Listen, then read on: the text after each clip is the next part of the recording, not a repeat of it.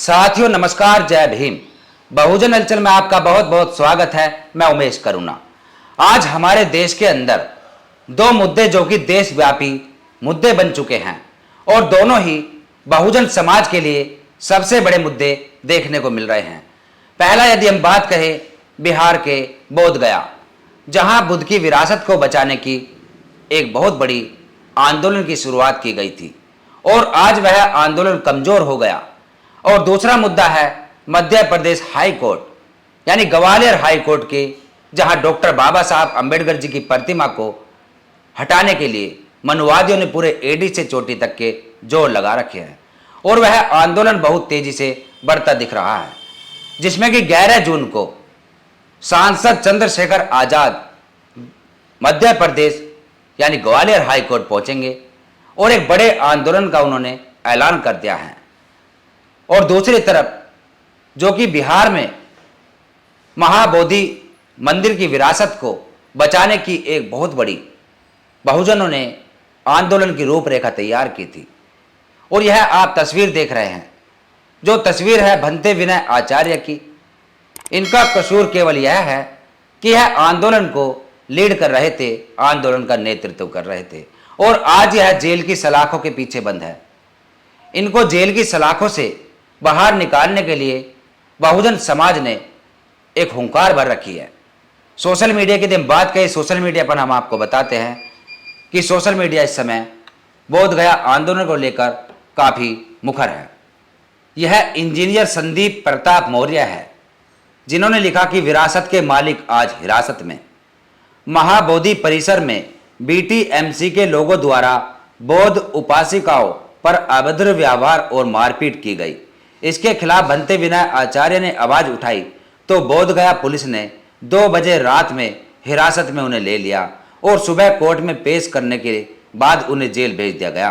जितने भी बौद्धिस्ट अम्बेडकरवादी है वो लिखते जाओ। राजस्थान पंचायत, जिन्होंने लिखा कि एक तरफ बीजेपी सरकार धीरेन्द्र शास्त्री जैसे बाबाओं को पुलिस सुरक्षा और अन्य सुविधाएं उपलब्ध करा रही है, कारण धीरेन्द्र शास्त्री आरक्षण और जाति जनगणना के खिलाफ बोलता है, हिंदू राष्ट्र की बात करता है। वहीं दूसरी ओर परम पूज्य भंते विनय आचार्य को गिरफ्तार कर जेल में डाल दिया गया, हथकड़ी पहनाकर कोर्ट में ले जाया गया, कारण उन्होंने वास्तविक आंदोलन का नेतृत्व किया। बोधगया में महाबोधि बौद्ध धर्म स्थल को अन्य धर्म के कब्जे से आजाद करने की मांग की। धीरेन्द्र शास्त्री अपने मंच से एक विशेष धर्म के लोगों को धमकी देता है, कायदे से रहेंगे तो फायदे में रहेंगे, लेकिन सरकार कार्रवाई करने की बजाय वीआईपी ट्रीटमेंट देती है। वहीं देवकरण जाटव लिखते हैं कि हथकड़ी एक भंते के हाथ में नहीं, बहुजनों के धार्मिक आर्थिक सामाजिक भविष्य पर लगी है, लेकिन सब मौज में है कि ये तो बौद्ध धर्म का मामला है। ये बौद्ध धर्म का मामला नहीं, ज्ञान और अधिकार पर हथकड़ी है, लेकिन हम ओबीसी एससी को इससे क्या मतलब, अपने बच्चे तो मौज में है। यह देवीकरण जाटव ने लिखा। वहीं सोशल मीडिया पर इस प्रकार की बहुत सी प्रतिक्रियाएं देखने को मिल रही हैं, जिसमें ताराचंद आजाद भीम आर्मी लिखते हैं कि कारण धीरेन्द्र शास्त्री आरक्षण और जाति जनगणना के खिलाफ बोलता है, हिंदू राष्ट्र की बात करता है। वहीं दूसरी ओर परम पूज्य भंते विनय आचार्य को गिरफ्तार कर जेल में डाल दिया गया, हथकड़ी पहनाकर कोर्ट में ले जाया जाता है। जितेंद्र गौतम छात्र नेता बरेली, उन्होंने लिखा कि उन हाथों में हथकड़ी लगी है जो ज्ञान के दीप जलाते हैं। हमारा सोया हुआ समाज कब जागेगा? भंते विनय आचार्य जी पर अत्याचार बंद करो। भंते विनय आचार्य जी, हम शर्मिंदा है क्योंकि हमारा समाज सोया हुआ है। प्रदीप बोध लिखते हैं कि भारत बुद्ध का देश, यही सरकार उनके पर जुर्म ढा रही है, जबकि जो पाखंडी देश के खिलाफ हिंदू राष्ट्र बात करते हैं उन पर कार्रवाई नहीं होती। प्रस्ताव का दुर्भाग्यपूर्ण निंदा है। भंते विनय आचार्य को रिहा करो। बिहार सरकार भंते विनय आचार्य को रिहा करो। यह मांगे उठाई जा रही है। वहीं इंजीनियर संदीप प्रताप मौर्य ने लिखा कि अभी ताकत देश उन हरामखोरों के हाथ में है जो देश को बेचकर खा रहे हैं। भंते जी पर राजनीतिक मुकदमे दर्ज किया गया है। एक धर्मगुरु के साथ एक अपराधी जैसा सुलूक बिहार प्रशासन का ठीक नहीं। समय बदलेगा, इसका जवाब भी देंगे।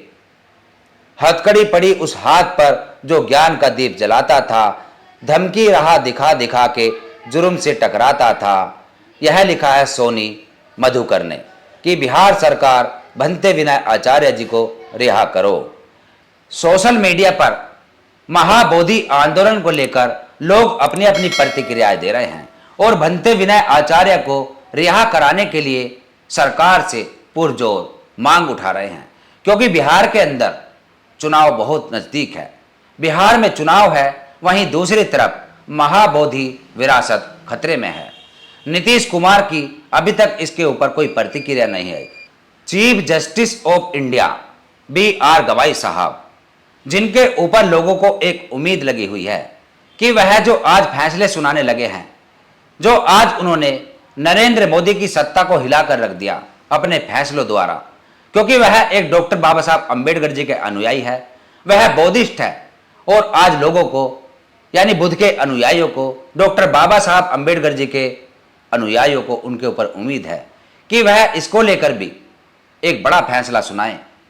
चाहे मध्य प्रदेश ग्वालियर हाई कोर्ट में डॉक्टर बाबा साहब अंबेडकर जी की प्रतिमा को लेकर, चाहे बिहार में बोध गया मामले को लेकर, कि वह एक बड़ा फैसला सुनाए और वहां डॉक्टर बाबा साहब अंबेडकर जी की प्रतिमा स्थापित हो और बिहार के अंदर महाबोधि बुद्ध विहार को बचाया जा सके। आपको बता दें कि मध्य प्रदेश हाई कोर्ट के मुख्य न्यायाधीश सुरेश कुमार कैत साहब, जो कि अभी हाल फिलहाल में रिटायर्ड हुए, और उनके ऊपर भी लोगों को उम्मीद है कि उन्होंने ही मध्य प्रदेश ग्वालियर हाई कोर्ट में डॉक्टर बाबा साहब अंबेडकर जी की प्रतिमा स्थापित करने के लिए वह स्थल मुहैया कराया था कि वहीं डॉक्टर बाबा साहब अंबेडकर जी की प्रतिमा स्थापित होगी। और आज रिटायर्ड होने के बाद डॉक्टर बाबा साहब अंबेडकर जी के अनुयायियों को एक उम्मीद है कि अब वह खुलकर इस मुद्दे पर अपनी आवाज उठाएंगे और उन वकीलों को, उन मनुवादियों को मुंह तोड़ जवाब देने का काम करेंगे। वहीं भारत के प्रधानमंत्री नरेंद्र मोदी, जो विदेशों में जाकर तथागत गौतम बुद्ध के धम्म का प्रचार प्रसार करते हैं, वहां बौद्ध धर्म के कसीदे पढ़ते हैं और यहां पर उनकी जुबां पर दही जमी हुई है। उन्होंने अभी तक इसके ऊपर कोई प्रतिक्रिया नहीं दी। यानी इससे स्पष्ट होता है कि चाहे राहुल गांधी हो, अखिलेश यादव हो, नरेंद्र मोदी जी हो या बीजेपी के कोई भी आला नेता हो, कि वह एक तरफ डॉक्टर बाबा साहब अंबेडकर जी का नाम लेते हैं, डॉक्टर बाबा साहब अंबेडकर जी का चित्र हाथ में लेकर वोटों के लिए अपील करते हैं, और दूसरी तरफ जब डॉक्टर बाबा साहब अंबेडकर जी के प्रथम गुरु यानी बौद्ध, जब बुद्ध की विरासत को लूटा जा रहा है, तो वह इस पर खामोश है। इस पर आपका क्या कहना है? कमेंट्स में अपनी प्रतिक्रिया जरूर दें और देखते रहिए बहुजन हलचल। फिर मिलेंगे एक ऐसी खबर के साथ, तब तक के लिए जय भीम, जय भारत, जय संविधान, जय विज्ञान, जय लोकतंत्र। धन्यवाद।